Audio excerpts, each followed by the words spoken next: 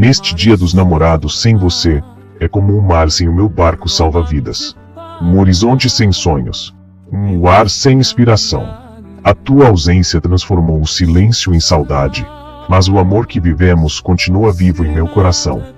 Sinto falta do teu sorriso, do teu olhar, dos momentos simples que hoje se tornaram tesouros da memória. A morte levou tua presença dos meus olhos, mas não conseguiu apagar tua luz da minha alma. Você vive em cada lembrança, em cada estrela que brilha na noite, em cada oração que faço em silêncio. Hoje, enquanto muitos celebram o amor lado a lado, eu celebro um amor que venceu o tempo, a distância e até a despedida. Porque o verdadeiro amor não termina com um adeus. Ele permanece vivo nas recordações, na gratidão e na esperança de um reencontro além da eternidade. E se a saudade ainda machuca, é porque o amor continua existindo.